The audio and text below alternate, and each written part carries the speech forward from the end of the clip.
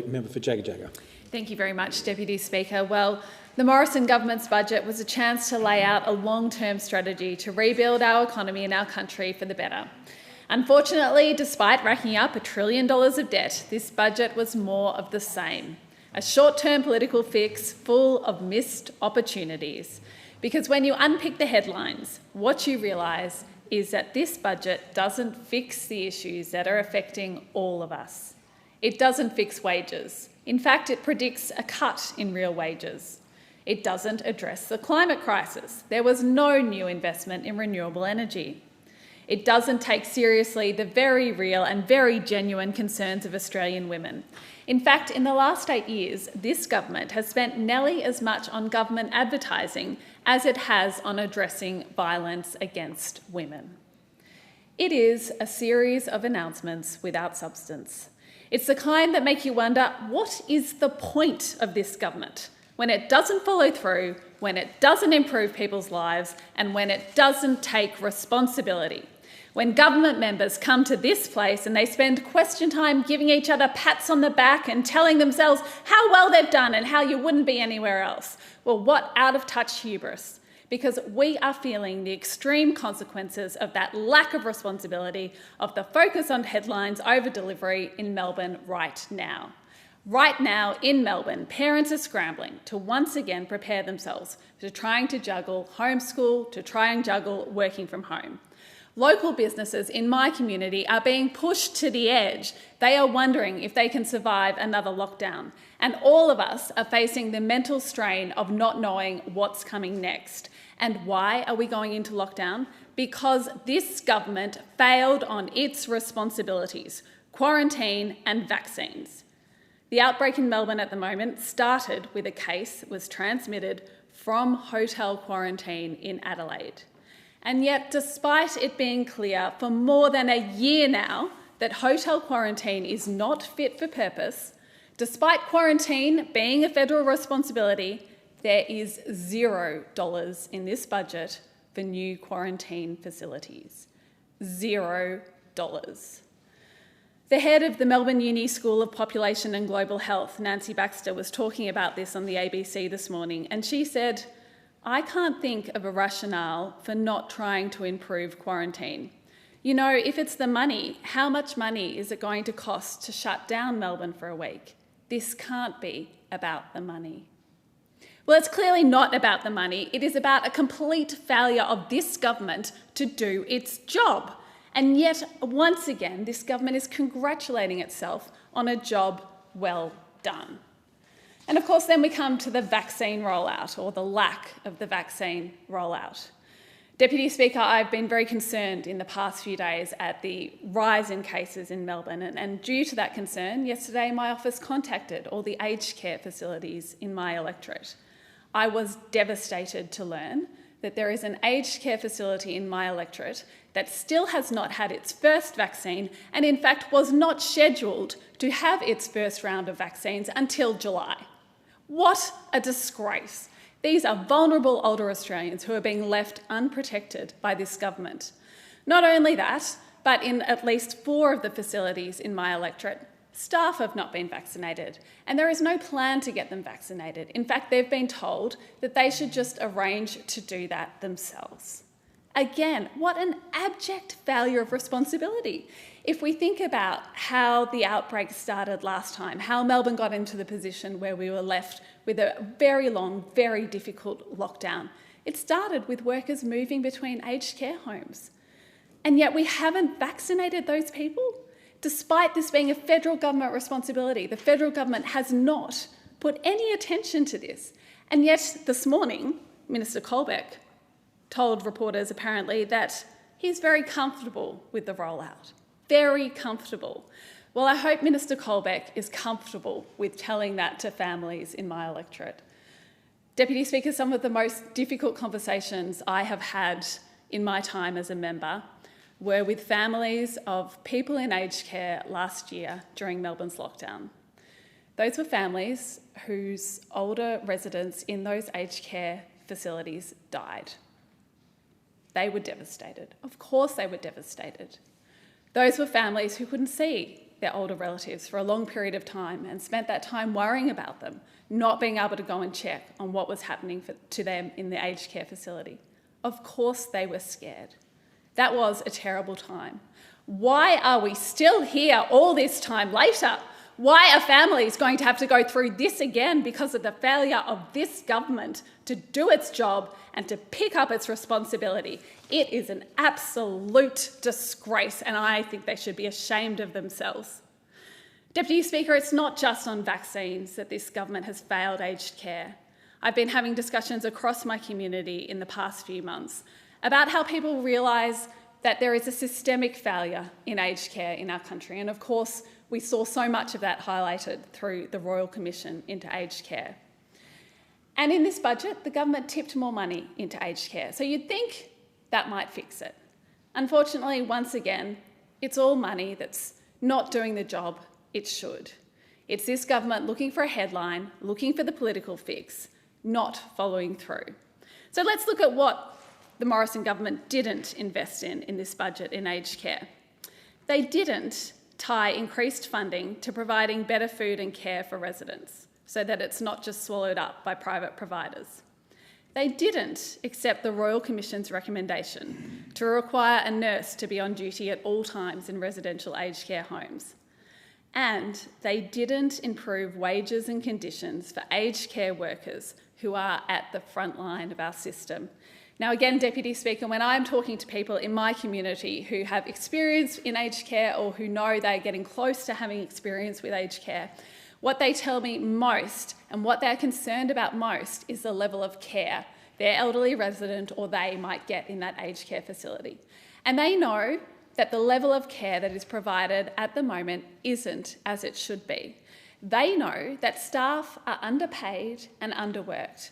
And of course, those staff themselves know they are underpaid and underworked. Who would be an aged care worker working for a wage less than what you can get in McDonald's or in Woolworths, doing very, very difficult, very emotionally draining work, caring for our older Australians? And these people were ignored in Scott Morrison's budget. These people will not get a wage increase from the Prime Minister's budget. These people are being left behind. Of course, we know most of these workers are women. And this was meant to be the budget for women. It was meant to be the budget when the Morrison government realised that, a little bit over half the population of Australia is female. We might want to do some things for them. Well, let's look at where women are in Australia at the moment. Let's look at what's happened to Australian women during the COVID recession and the situation that I think many women in my community will once again be in as we head into another lockdown. At the peak of the recession, women lost more jobs. More women lost jobs than men. At the peak of the recession, women's household chores and caring responsibilities were 3 hours more every day than men. 2 out of 3 women who experienced domestic violence during the pandemic said it started or it got worse during the pandemic.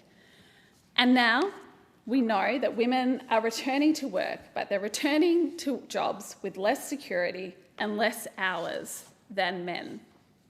And yet this was meant to be the budget for women. This was meant to be where the Morrison government got it. Let's look at what we found out in the last week about how they get women, shall we? In the last week, we found out that there was a sham investigation into whether the Prime Minister's office was backgrounding against Brittany Higgins, a sham investigation conducted by the Prime Minister's own Chief of Staff.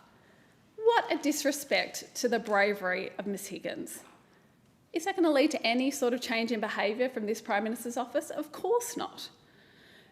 We found out in the last week that 2 years after the alleged rape that Ms Higgins has so bravely talked about, an alleged rape in this place of work, we have found out that there have been no changes to security processes or procedures in this place 2 years after that event occurred.